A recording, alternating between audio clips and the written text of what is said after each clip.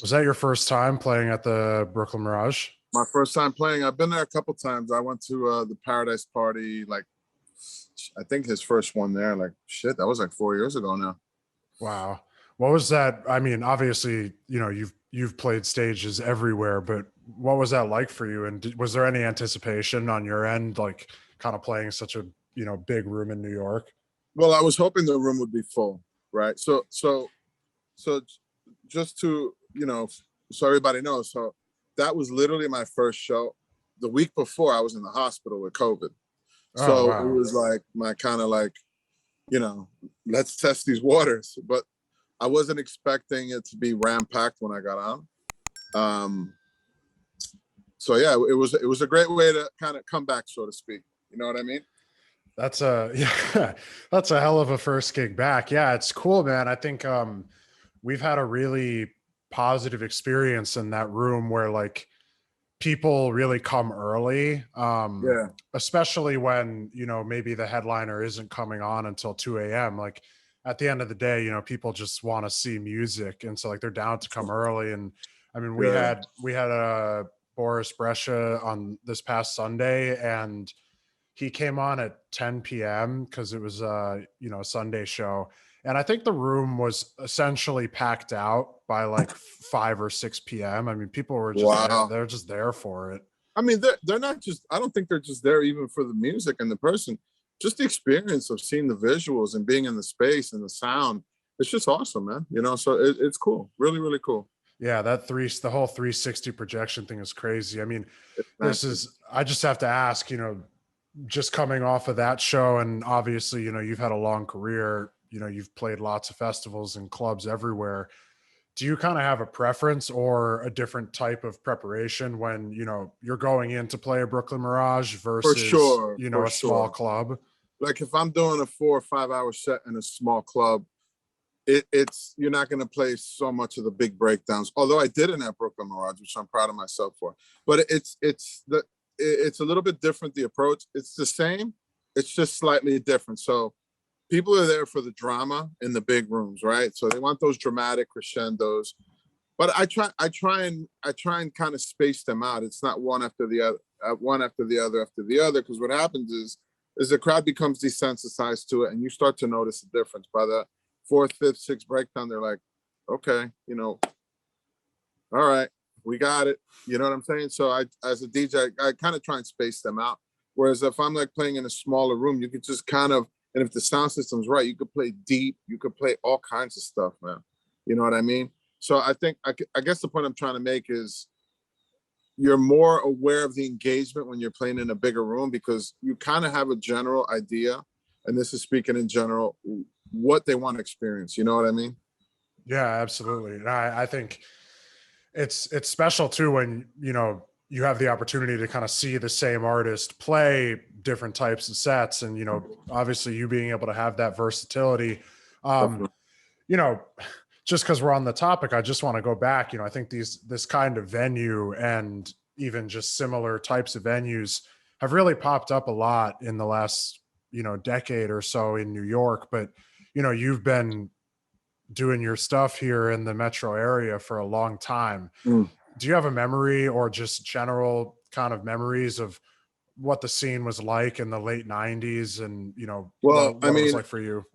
yeah. So in the late 90s, let's start even in the early, let's say 93, 94.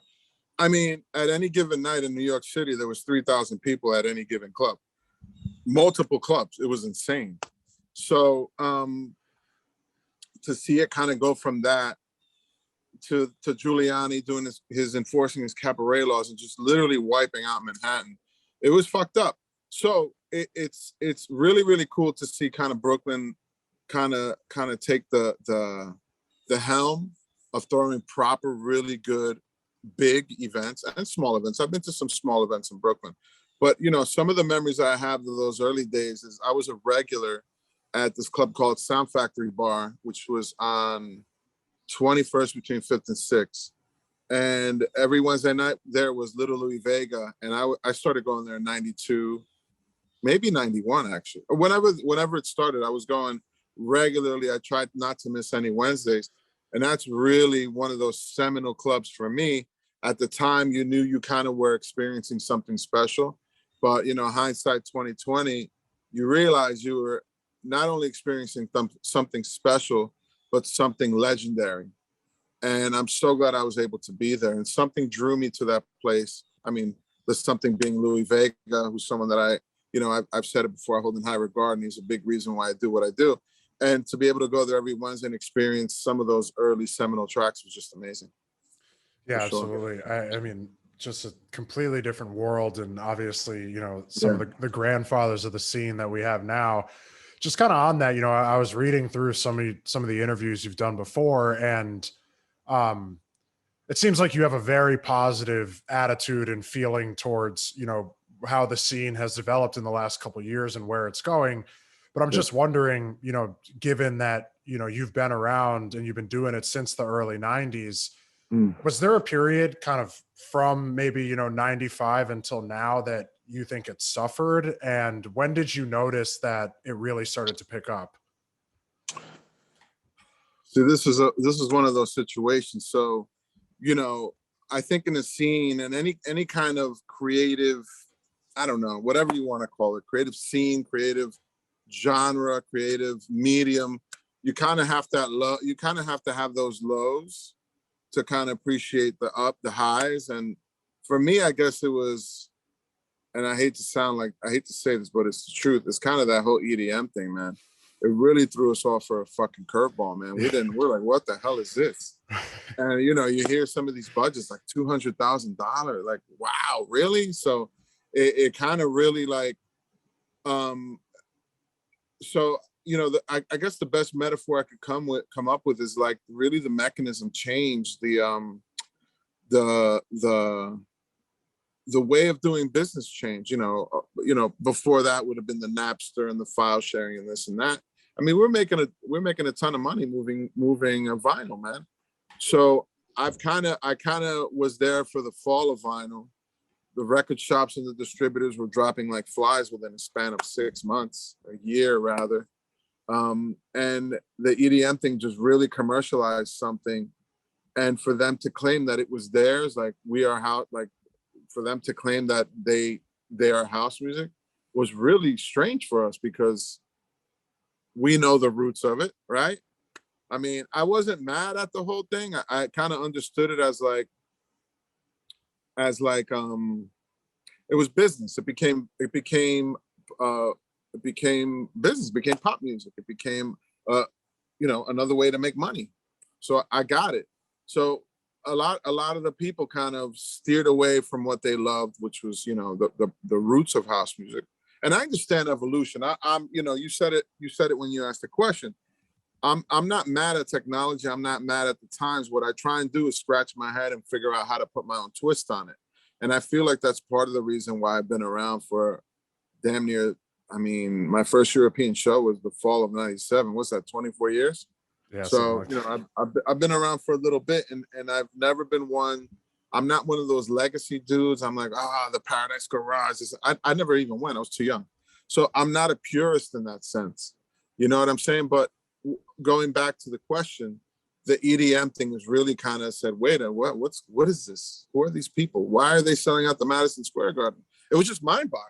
I mean, again, I wasn't mad at it. I was just really mind-boggling. Selling out the Madison Square Garden, it's you know, DJing. It just conceptually just didn't make sense to me. That's all. Yeah, absolutely. I mean, it's interesting because, you know, it's obviously this turning point, and I think it's really easy to see that when you are just studying the history. And now, when you look at a couple of years ago, and you have a guy like, you know, Fisher put out Yeah. "Losing It," and now all of a sudden it seems like there's a whole generation of people that are like, Mhm. "Whoa, underground music!" And you know, in their minds, that song might have been their first introduction to it. 100%. And it's just interesting because, you know, it's obviously been around forever, but then on the flip side, like, all right, well, here's a lot of new people who are discovering this sound. um you know, you just touched on the technology, and as you mentioned, like the vinyl resurgence now is pretty amazing. I think it's like surpassing numbers from like peak sales pre Wow. 2000s now. Wow, I um didn't know that. Look at that. yeah, I mean, it's a collectible almost, but I'm just wondering, for you as somebody who's watched kind of the evolution in the art of DJing, is there anything you miss from kind of those vinyl days, or you're like the CDJs are awesome and that's what it Bro, should be? I'm gonna be honest with you. Maybe I miss some of the camaraderie when you'd go to the record shops, like you'd go to like Tag in London, or you'd go to Satellite in New York. Maybe that, but I don't miss, like, I remember a time running through Charles de Gaulle Airport in Paris, catching a connection flight and almost having a fucking heart attack because you're carrying 50 pounds on each shoulder and you're running through the airport and you're getting there like, oh, the flight's delayed. I don't miss that. You know what I mean? I don't miss. I mean, I have a huge record collection, but I love my USB sticks, man. I'm, like I said, I embrace technology. I'm not a purist by any means. I don't miss the touch of vinyl, the smell, the weight, none of that shit. I don't miss it at all. That's great, man. Yeah, the USB thing. I mean, it's also just made it more accessible. Bro, And I mean, like, dude, we don't even need to talk about it. It's just the amount of music you could fit on one of those little thumb drives is insane. I mean, it's like 10 crates or even more, whatever. Yeah. it's unlimited, and I think it's allowing more people to experiment with it. But I want to go back to 1995 when I think. So do I. Man, glory days. Well, I think that was when you put out your first track, Urban Turban, and Oh yeah. it was obviously primarily underground scene back then. I'm Yeah. just wondering if you have any memories of just kind of the creation of that track, and what the process was like in terms of just getting it signed. I mean, listen, there was two major players in New York City at the time. It was Strictly Rhythm Records and Nervous Records. Through my relationships with other guys that were in the scene, it led more towards Strictly Rhythm. So at the time, I believe the head A&R there was this woman by the name of Gladys Pizarro, which in my opinion, she doesn't get enough acclaim and enough credit for being such a massive part of, let's call it, the second wave of house music. The first wave, let's say, was mid 80s in Chicago. Second wave was 80s, 88 through 90, early 90s in New York City. She was a major part of that. So my intention was just to make something that she would sign. So, I went there a couple times and she turned a couple things down. And I was just diligently working my studio. Like, I'd hear the stuff that was coming out on Strictly Rhythm Records and I try to emulate it in my own way, put my own twist on it. Until finally, I just came up with that Urban Turban, which, funny, that the name of that track is probably politically incorrect nowadays. But anyway, that's what I did and that's what she signed it. And that's one of my first signings to a proper label. So yeah. Can you just, I think for our listeners who, when they think about music production now, it's just like it's Ableton, it's a computer. No, What was it like for you, making those songs? So for me, it was here, I'll show you. So everything I did at that time was done on this. Wow. And in Sonic EPS 16 with the output expander. It's probably backwards, but whatever, you can figure it out. So this is what I used. And it was floppy disks and we had limited sample time. And I didn't have a real studio. I had like an 8-channel mixer. I don't think I even had effects processors at the time. So it was just pluck away, man. Different.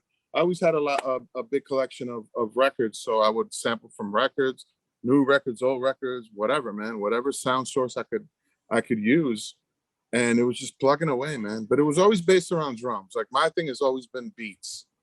So all my productions are based around what I would perceive to be dope drums. And the biggest influencers for that was two people. It was Todd Terry and Kenny Dope. So those were my go-tos, ear-wise. I didn't know them at the time. I remember seeing them at the club that I mentioned before, Sound Factory Bar, and I would be all nervous and starstruck, and but it was such a great time, man, because in your youth you have something that you can never get back, and that's just not really giving a shit, man. You know what I mean? It's not, ignorance is bliss. You're just making music. It's fun. There's no bar for you. You have nothing to you have nothing to compare it to, to yourself. You're just trying to emulate what you like. And it's like riding a bike. One day it just clicked. And I kind of, it's like you can't unlearn riding a bike, right? So then it was just about, really becoming a master at it. So. Absolutely. Well, kind of, on that, I mean, you've been releasing music for over 20 years now. Yeah. Your sound has obviously developed over the years, but, you have a certain style to you that I think has, stayed consistent. How do you kind of, when you're in the studio, like how do you evolve your sound while, not betraying kind of the things you came up on? I don't think it's a conscious thing. I think it's kind of like one of those situations where we all have you can't change your fingerprint. It's from those early experiences going out to the clubs, right? And it's kind of like certain boxes in your brain. I was having this discussion with somebody the other day. It's like, I imagine your brain as like a bunch of little boxes, and not all of them should be open, but those creative little boxes that you open, they kind of just taking those early experiences, and that kind of sets the ground zero for you sonically and kind of what you like. It's just one of those inherent things that I can't explain, man. I know when it's good and I know when it's not. You know what I mean? For me, it's one of those things when you're in the studio and your butt starts shaking, and then that moment when the hair on your arms stand up, kind of cliche, but it's true, man. If the hairs don't stand up, keep working, man, or go do something else and come back to it, man.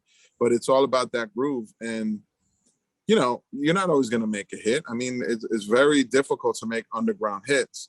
But the important thing is that I've always tried, look, and this is a sign Danny Tenaglia gave me, ironically enough. I've always tried to have fun, man. That's kind of always been my thing, is just to try and have fun in the studio, be creative, and try and tap into something that you haven't, and try and learn. I'm always constantly trying to learn new stuff in the studio. So I think that's what keeps the sound evolving. And your taste as a DJ and your taste as a music lover, that's important as well. You know what I mean? Yeah, absolutely.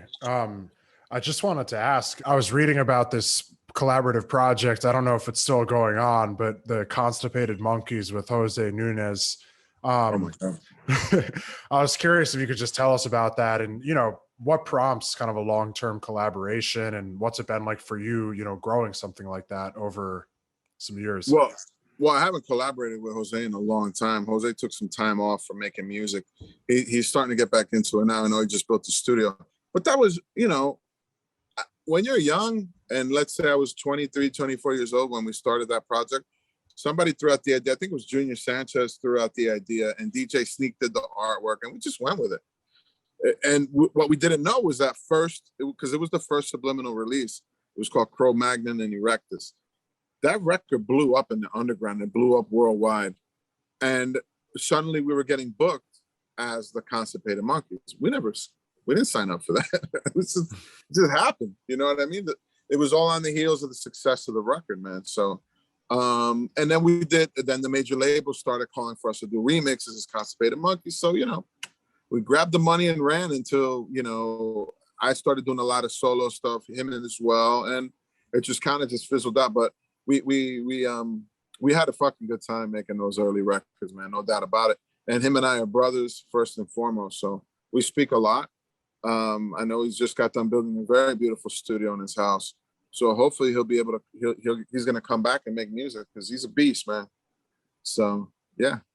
That's awesome. Well, we'll keep our fingers crossed for some more collaborations from you guys. Yeah. I think just going through your discography, it's crazy because, I think as somebody who's obviously newer to the scene, but, as a student of the game, like whenever you go to these shows and you hear guys sampling stuff or just playing remixes, so many times it's like tracks of yours or other, the Todd Terrys of the world.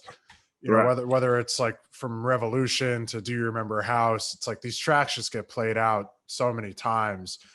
Do you ever kind of look introspectively and, think like, what is it about your music that is kind of appealing to this new generation of tech house artists? I never thought about that, man. I honestly have never thought about that. Um, it's just really, it's the drums, man. It's just inherent thing with humans and the drum beat, man. If when the drum beat's right, it just grabs you. And you know, I also have, I also go online and I see what's popping, see what people are playing, and you know, I take a mental note of that, and you know, I bring that mental note into the studio. I'm not gonna make some crazy, weird ass, ethereal, out there record. I mean, I could do that on my own time as for fun, but ain't nobody gonna play that, man. You want to make sure people are gonna play. You want your music to get out there. You want to touch people. You want to shake asses. You want to put hands in the air too. There's moments for that. You want to make people sweat. That's kind of my shit, bro. You know what I mean? I mean, I don't know if I answered your question, but that's kind of how I look at it, really. No, absolutely. That's the perfect answer. And just piggybacking off of that, you know, as you're doing your best to like stay up with the times and, you know, keep your career going, is there anyone that you think, you know, you've kind of observed come up in the last whatever 3 to 5 years that you just think is like really doing an awesome job, whether with their music or just live? I think the first person that came to mind is somebody like and me, somebody like Kink. So between and me and Kink, there's a lot of space. I think those are the two extremes that those are my bookends, man, for as far as, let's call them new jacks. Well, they've been doing this shit a long time. But I listen to them and I look for them. You know, I love what Kink does in the studio, and his live shows are insane. And me and Rampa and all that stuff, it's just sick, man. They just have a sense.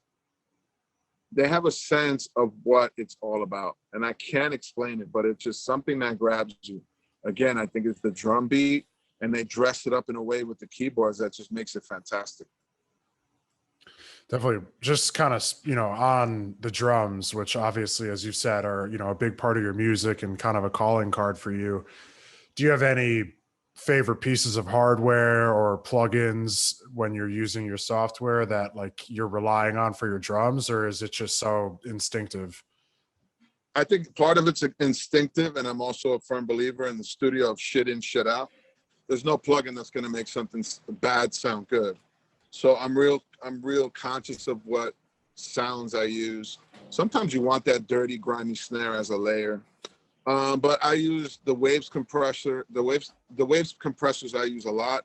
And I use this thing, and obviously I just got the new Universal Audio, the X8, the Apollo stuff is sick, man. And this plugin that I use quite often, hold on, I'll tell you right now, it is called, by a company called URS. It's called Full Tech. It basically kind of emulates a Pull Tech, or like you know, hardware version of something like kind of like that. Okay. So it's just really like when you think your kick drum sounds dope, throw that on it, and then you realize that it wasn't as dope as you thought. You know what I mean? That's awesome, man. I'll have to pass that along to my friends who produce. For You sure. know, something I really wanted to ask is, you know, in the last couple of years alone, I think, you know, you've released with like Hot Creations and Higher Ground, Circus, Armada, just naming a few. And it feels like the landscape when it comes to record labels has changed a lot in the last decades, and more now, you know, we're seeing kind of artist driven labels. How has this changed kind of how you approach sending out music, if at all? Well, it does. So let's be realistic. I want to play the Dirty Birds. I want to play those events. So how do you play one of those events? Like I have this collab I just did on Stroke, and you know, it came about. I sent him stems, he sent them back, I sent them back, blah, blah, blah.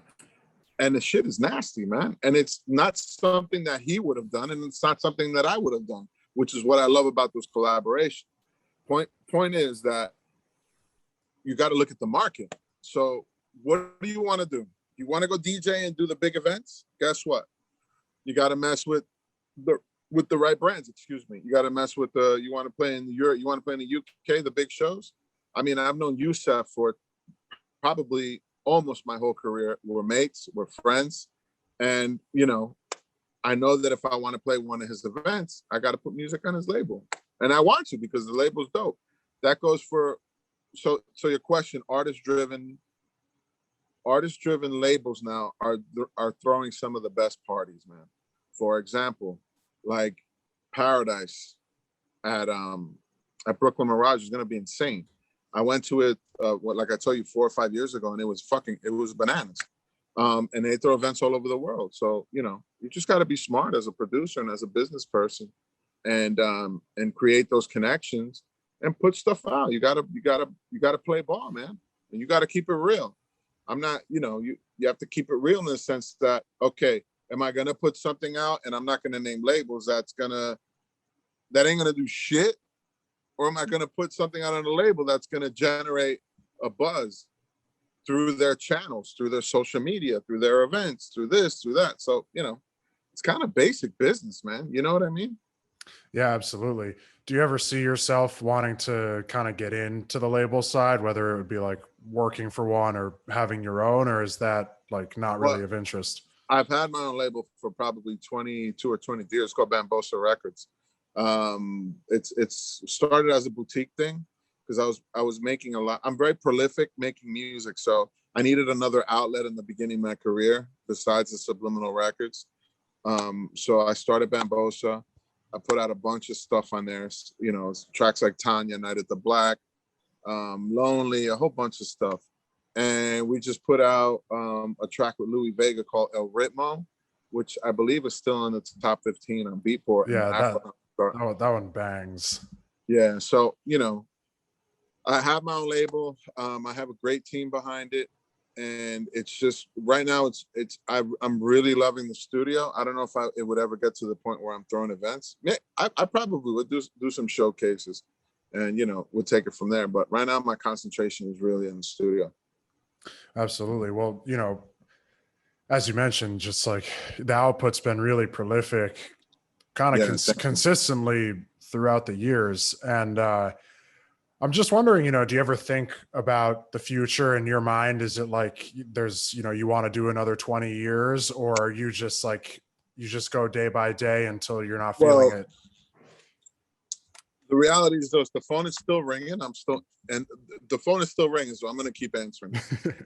You know what I'm saying? So, Yeah. but to be honest with you, you have to think about it as like, okay, I'm a man that has two daughters, 14 and 12. I don't want to be that guy living out of a suitcase. I did that already, and the money's great, but it's not where I am in my life right now, and I probably will never be there again. So, right now we're just really being selective as to playing the right parties. And that I'm cool with that, man. You know what I mean? I don't have to be a gazillionaire. It's all Yeah. good. You know what I'm saying? Absolutely. Are there any venues or branded parties like you were mentioning that you haven't had the chance to play in your career that like are really on the bucket list? Paradise, All right, Jamie Jones, take note. 100%. I want to do one of his parties for sure. Another one that was on the bucket list is one of those Dirty Bird events, and I'm doing that in the West Coast. I don't know what they call the exact name of it, but The I'm playing camp out. Yeah, one of those. I'm doing that in the middle of October. That's So I'm awesome. playing. Yeah. So I'm really excited about that. And that's a whole nother different group of club kids, man. It's completely different. Like it's really, really cool, man. They've carved out such a niche for themselves. It's astounding, man. So big on them. Good on them. Yeah, it's interesting. I think that the sound that they're kind of presenting is just like so unique and weird and funky, and like, there really aren't anyone else who's doing it like that. Just as you mentioned, you have this collaboration coming with Claude. Obviously, that's going to be awesome. Can't wait to hear that.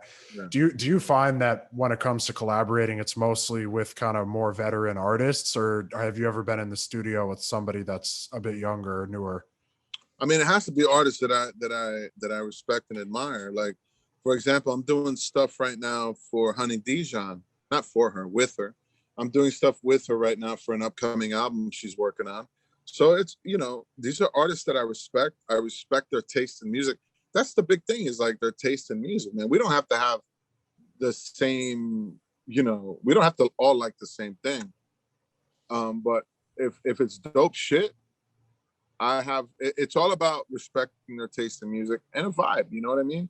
The difference now is that you're not necessarily shoulder to shoulder with the collaborator, you know, in the studio these days because of COVID and technology made it easier. But it's definitely cool to collaborate with people that you respect as artists and you trust them. It comes down to trust too. You know what I mean? Because, you know, just like they trust me when they send me stems, I trust them when I send them stems. You know, the last thing you want is a situation where you send somebody stems, they send something back, and the shit is whack, bro. You know what I mean? You don't want that. So there's that level of trust and the you know, their taste in music. You know what I'm saying? Yeah, absolutely. No, I mean, you have to have that balance. And I think For sure. inviting somebody into the studio with you, whether it's virtually or not, is it's obviously a sacred place. Really, the last question I have for you is just over your career. I don't know if you're a fan of playing back to back with people, but if you are, is there anyone that you love playing with? And is there anyone that you would love that you haven't played with that you would love to? I mean, I love playing with Joski, but the thing with me and Joski, we don't necessarily do it back to back. We do 4 decks and 2 mixers. It's completely different, you know, Wow. because back to backs are fun, but like, you know, so usually the one guy plays 2 tracks, the other guy plays 2 tracks. I find that sometimes I find that a bit boring because you know, I have attention deficit like a motherfucker, bro. So I'm like, okay, what am I doing the next 7 minutes? You know what I mean? But so I love playing with him, and we have such a great time. We've had some amazing sets. Someone that I would love to do a back to back with, like a traditional. I mean, somebody like Green Velvet, somebody like Louis Vega would be amazing. You know what I mean? Somebody like without a doubt Derek Carter. You know what I mean? He's one of my favorite DJs of all time. So it would be an honor to do to play some music with him. You know what I mean? Yeah, absolute legend. Well, I think that's a great place to wrap it, man. I just want to say thanks All right, bro. again for coming in Thank you, today. man. And Thank you. we're really looking forward to hearing that Claude collab. When's that coming out? I think it's coming out the 1st or 2nd week, right around the West Coast Dirty Bird camp out. We kind of Awesome. they timed the release for it to come out around the same time. So 3 more weeks, I think, and it's out. Awesome. Well, we'll be keeping our eyes peeled and ears to the ground. And best of luck. And hopefully, we'll get you back on the decks at Brooklyn Mirage as soon as we can. That would be awesome, man. It would be an honor to go back there and make the booty shake. Absolutely, man. You crushed that last set. Well, you have a good day, brother. You too, man. Thank you. God bless you guys, man. Thanks. All right, See ya. peace.